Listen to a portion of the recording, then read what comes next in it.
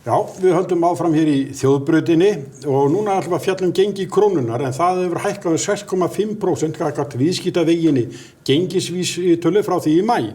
Hækkun mest gagnvart bresku pundi sem lækkaði mikið gagnvart öðrum helstu gjaldmiðlum í kjölfar ákvörðunar Breta að segja sig úr ESB en gengi krónunnar hefur einnig hækkað gagnvart evru og bandaríkjadal.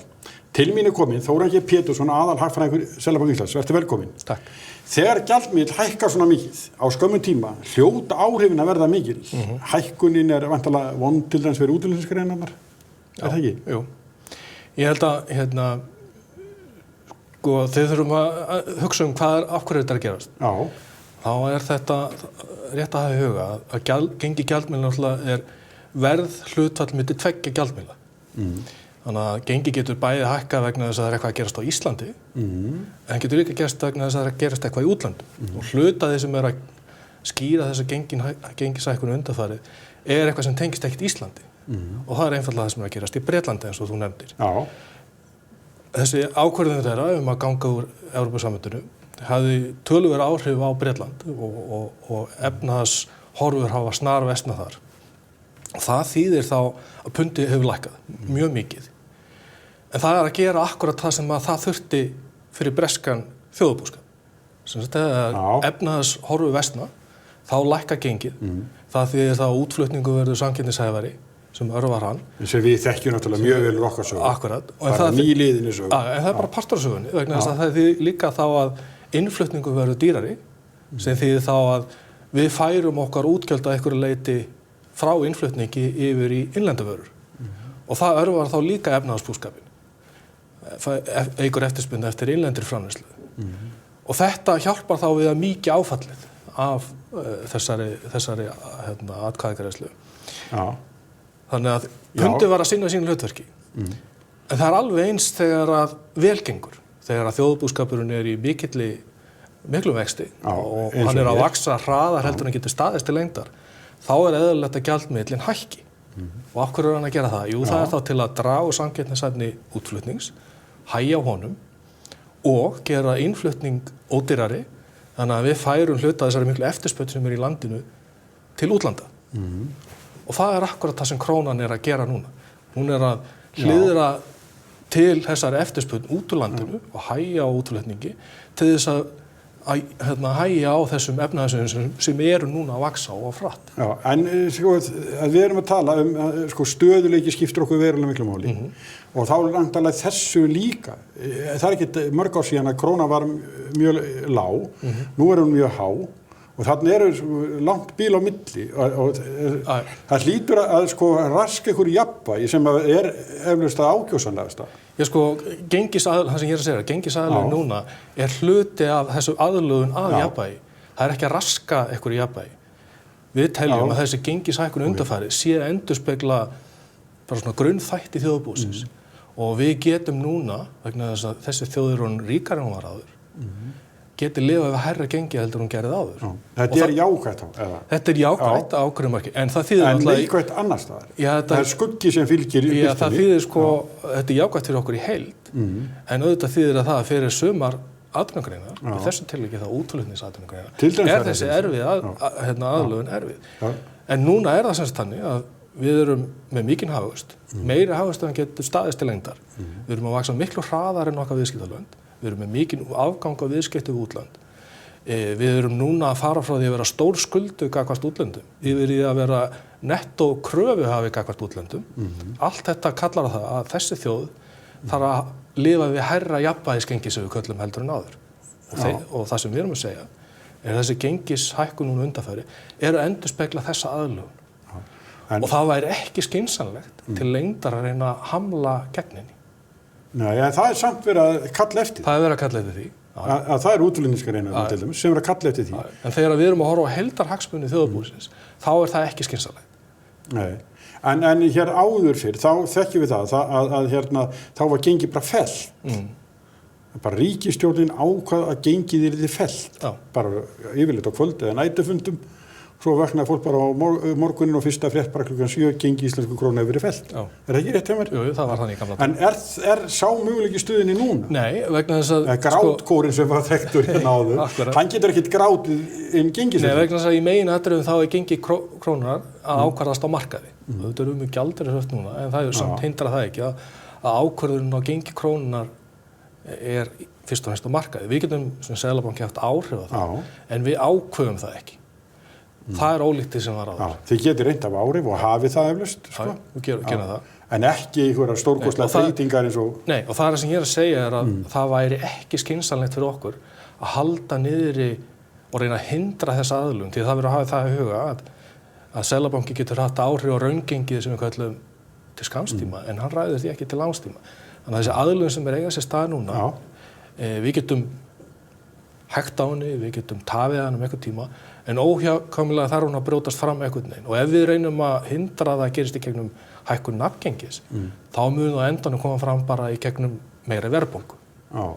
En aðlögun í raungenginu mun gerast hvort sem er. En í þessari stóru mynd sem er núna, þá er það þannig að innflutt vara ætti að lækka og lækkar eflaust í vörum. Við sáum það nú reynda bara frá Hagstofunni síðast að til þess föt og skór lækka í verði sem er meðal annars út af þessu væntanlega. Innflutti hlutin í verðvísitölunni, verðvísitölu STS, hann er búinn að vera að lækka í kringum svona 2-3-4% núna undanfarið ár. Já, og sem að við meðal annars til þess að verðbólgan er mjög lág hér og ef við tökum húsnæðisliðin út þá eru komið í verið hjöðnun, ekki rétt? Jú. Og þetta er eitthvað sem að við, ef þetta heldur áfram svona, sem að mun halda áfram að gerast. Já, sko, það er náttúrulega erfitt að segja hvernig þetta verður, það er erfitt að spá framtíðina, sko. Jú. En það sem er eiga sér stað núna er að við verðum fyrir töluverðum svona búhnykk. Og hann er annars vegar það að okkar viðskiptakjör hafa batnað verulega. Viðskiptakjörin er semst hlutfallið á milli þess sem við seljum okkar afurðir á gegn því sem við kaupum annað frá útlöndum. Það er búið að vera mjög hagstætt undanfarið. Semst við erum þá orðið ríkari, fá meira fyrir það sem við búum til en áður. Og þar að ekki erum við náttúrulega búin að fá stóran búhnykk í gegnum ferðamannaðina. Það þýðir að við sem þjóðir erum bara orðin ríkari en áður. Við höfum meira til ráðstöfunar en áður og hlutaði fer þá í innflutning frá útlöndum. En þú segir þetta að þá ég þykist vita svari við því spyrði, er það vextinni, hvað er að háir hér? Það er meðal annars til að reyna að hamla það að við missum okkur við missum tökin á þessu. Sökum þess hvað við erum með mikið umleikis. Það sem vaxtapólitíkin er þá að gera er í fyrsta lagi kannski að styðja við þessa aðlögun í genginu sem þarf að gerast. Þess að hærri vexti styðja við gengi krónur og það hækkar. En líka hægja á eftirspurn innanlands. Við sjáum til dæmis ráðstöfunartekjur heimila búin að hækka gríðarlega mikið núna síðustu 2 árum.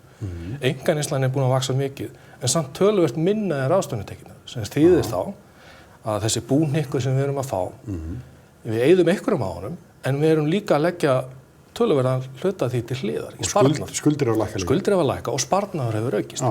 Og það hefur eitthvað með peningastefnuna teljum við líka að gera. Vegna þess að það að hafa vaxtastigið, raunvaxtastigið jákvætt og nokkuð hátt, þýðir þá hvatinn til að fresta einkaneyslu og leggja til í sparnað er meiri. Ég ímynda mig líka Þórarinn að það stafi meðal annars að því að við sem töpuðum miklum peningum í hruninu, eða sparnaði okkar, að það fólk er bara hrætt. Já. Og ég held að það sé alveg hárrétt og það er ekkert óeðlilegt með reynslu annarra þjóða fjármálakreppum að hegðun almennings, það sem kallum sparnaðarhneigð almennings, hún breytist. Fólk er varkárara en það var áður. Svo er það spurning hvað lengi það varir, hvort það er ein kynslóð eða styttra eða lengra. En það eru breytingar. Það virðast vera að fólk fari varlegra núna en það gerði áður, sem er mjög jákvætt. En þau tölum við þetta, að það er að tala hérna að gengi íslensku krónar hefur vaxið ótrúlega mikið. Þetta er mjög mikið, allan á svona seinna árum, kannski ekki sögulegt til þetta. Þetta er tölvöld gengishækkun. Já, þá tölum ferðaþjónustuna og þessi ótrúlegi kraftur sem er þar og allar þessar uppbyggingar og annað, að ef þetta heldur svona áfram, þá hlýtur að svona, þetta einhver ógn við það ef að gengi krónunar svo hátt að þá Ísland að dýrt land? Já, það það sem ég að segja. Við erum bara að vaxa svo hratt að það fær ekki staðist til lengdar. Gengishækkunin þá að sjá til þess að hægja á þessu og meðal annars með því að gengi hækkar og þá verður útflutningur ekki eins samkeppnishæfur og hann var áður. Ég segi, þú lítur þannig, ég vil jákvæða þetta að sko við megum draga úr fjölgunni í ferðaþjónustunni. Ég held að það til lengdar geti þjónustu útflutningur okkar síðustu 5 ár hefur vaxið næstu í 10% ári að meðaltali. Það eitthvað sem að fær varla staðist til lengdar. Nei. Það getur vaxið áfram en ekki á þessum hraða.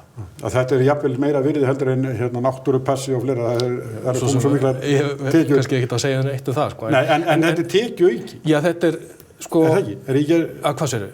Að þessi sterka króna og fólki kemur hérna, er það ekki? Og þetta styrkir okkur alveg. Já, sko, það sem að gerast að útflutningsatvinnugreinarnar hafa verið að vaxa mjög hratt. Þannig að arður af þeirri stað sem hefur vaxið mjög hratt. Gengishækkun þá raunur að sinna því hlutverki að færa hluta þeim arði til almennings. Já. Og þá þurfum við og svo getum við náttúrulega haft mismunandi skoðum hvort það sé sniðugt eða ekki, sko. En þetta hinn eðlilegi svona aðlögunar mekanismi. Já. En þá má ég skilja þið þannig að það sem að gerast núna og hefur verið að gerast undanfarnu allt önnur mynd en þið reiknuðu með og allir reiknuðu með. Hvernig þróunin hefur orðið? Hún hefur verið töluvert jákvæðari heldur við þorðum að vona. Bæði varðandi sko okkar viðskiptakjör, bæði varðandi kraftinn í útflutningnum. En ekki síst, sko, hvað við teljum okkur hafa tekist að gera. Það er að segja, við þorðum ekki að vona að þetta tæki svona vel. Það er að segja, eftir mikla launahækkanir í fyrra í kjarasamningum, þá óttuðust við að það sem við kallum kjölfesta verðbólguvæntinga myndi bresta. Það er að segja, við færum að sjá þessa holskeflu launahækkana, verðlagshækkana, launahækkana og svo framvegis, eins og við þekkjum frá því gamla dag. Það virtist vera tíma að gerast og við óttuðumst það, en það hefur síðan haldið. Og þess vegna segjum við teljum okkur núna geta náð árangri því sem okkur falið að halda verðbólgu í skefjum með lægra vaxtastig heldur en þorðum áður. En það er ekki þannig að þegar þið horfið tilbaka núna að þið hafið áætlað sko hættuna meiri og kannski vextir hafi verið á háir. Já, ef við vissum allt sem við vitum núna, ef við höfum vitað það áður, þá höfum við væntanlega ekki þurft að fara með vextina svona hátt eins og við þorðum. En partur af því hvernig hefur gengið, hefur líka með vaxtastefnuna að gera, við sjáum merkið það, teljum okkur sjá merkið það, að fyrirtæki hafi haldið aftur af sér við að velta launahækkun út í verðlag á ótta við viðbrögð okkar. Þannig að það sem við gerðum og sögðumst ætla að gera hafi haldið aftur af þessum verðlagshækkun. Já, þið eignið ykkur góðan part af þeim áratugum. Við eignum okkur eitthvað part af þessu. Það er erfitt að vita nákvæmlega hvað mikið. En það er erfitt að ímynda sér sko að því við höfum oft gengið í gegnum episódar þar sem að hefur verið lág verðbólga í útlöndum, en samt há verðbólga hér. Oft gengið í gegnum það sem hefur verið mikla launahækkanir og mikil verðbólga. Hvaða þá að valda þetta sér ekki svoleiðis núna? Jú, við teljum að það sé eitthvað með okkur að gera. Það sé hér harðari, agameiri og trúverðuri peningastefnu en maður hefur verið á Íslandi kannski í lengri tíma. En það hlýtur að valda ykkur áhyggjum eins og öðrum hvað við erum til dæmis eins og bara húsnæðislán hérna, hvað við erum dýr með það sem gerist í öðru löndum. Ungt fólk að fara, þetta er eitthvað sem við erum alveg föst í að við berum saman vaxtastigið hér og hinu Norðurlöndunum og er þetta vandamál? Já, sko, vaxtastigið endurspeglar bara þjóðarbúið. Okay. Við erum með hagkerfi sem að vaxa mjög hratt. Okay. Það þarf þá hærra vaxtastig. Vaxtastig í umhverfinu er ekki eðlilegt. Það hefur ekki verið svona lágt í 100 ára. Það er að endurspegla einhverju alvarleg vandamál í þessum hagkerfum. Þess að vandamálin sem þeir eru að glíma við er að koma eftirspurnum á stað, koma laununum á stað, koma verðbólgun á stað og þeir eru farnir að glíma við það að verðbólguvæntingar í þessum löndum eru farnir að síga langt undir verðbólgumarkmið í mörgum þeirra. Þetta eru vandamálin sem þeir eru að glíma við og það hefur endurspeglast í þessu óbóðslega lága vaxtastig. Það er ekki normal ástand og ekkert endilega það sem við myndum vilja fara í. Eru vextirnir hjá okkur nær svona einhverju meðaltal til lengri tíma heldur en hinu Norðurlöndum? Já, þeir eru það, já. Þannig við erum á eðlilegri stað í einhverju sögulegu tilliti. Já, við erum það, en við erum kannski á betri stað líka því við erum bara betur stödd hérna í þjóðarbúinu. Hér full atvinna, hér töluverður hagvöxtur, tekjur að vaxa hratt. Við erum bara að passa okkur að gerist ekki of hratt. Þeir eru að glíma við að koma þessum hlutum á stað. En getur skilið fólk sem að bera þetta saman og... Ég get alveg skilið það. Já, það ekki allir sömu þekkingu og þú á... Já, ég veit það ekki, en ég get alveg skilið það að fólk sé hérna óþolumótt og vilji sjá vexti lækka og ég segi þá við það, jú, sko, ef þú ferð á þann stað þar sem að þessi lönd voru á, þegar þau voru að reyna að ná endalegum sigri, ef við getum kallast þessu svo, gegn verðbólgunni, þá var vaxtastigið ansi hátt í þessu löndum. Það tekur bara tíma, þannig að ef við sko gefumst ekki upp og höldum áfram og náum tökum á þessum óstöðuleika, þessum þjóðarbúskap, á verðbólgunni, þá verður vaxtastigið hér lægra. En þetta líka snýr að því við töluðum á um sparnaðinni. Það alveg ljóst að það sem hagfræðin segir okkur að landa sem er lítil sparnaðinni, lítill vilji til að spara, það land þarf alltaf að hafa hærri vexti en annar land. Þannig að ef það eiga sér stað breyting í hegðun fólks varðandi sparnað, þá mun það líka hjálpa til við að hér verði vaxtastig sem er lægra en það er núna. En okkur miðar vel áfram? Hvað segir þið? Okkur miðar vel áfram, já, algjörlega. Verkefni núna er að missa ekki tök á þessu. Verkefni núna er að passa upp á það, eins og ég nefndi, gengið er að hækka. Við mögum ekki láta það ofrísa eins og það gerði hér fyrir hrun. Það er það sem við þurfum að passa upp. Já, ég er hætt á því. Það gæti alveg gerst. En við erum núna meðvitaðir um það, held ég. Við erum líka komið með fleiri tæki sem að gera okkur kleift að eiga við það, heldur við höfum þá. Þannig að hætturnar sem að gætu myndast eru að mínu viti ekki fyrir hendi núna eins og voru þá. Og við erum líka alltaf um stað. Við erum núna með afgang og viðskipti útlönd sem er verulegur, búin að vera það í hátt í 10 ár. Við vorum afar skuldsett fyrir hrun, þannig að forsendurnar fyrir gengishækkuninni þá voru ekki fyrir hendi eins og þar eru núna. Já, nú er þetta raunveruleg verðmætaaukning. Akkurat, sem er að undirbyggja þessa gengishækkun. Þóra, þakka þér kærlega fyrir.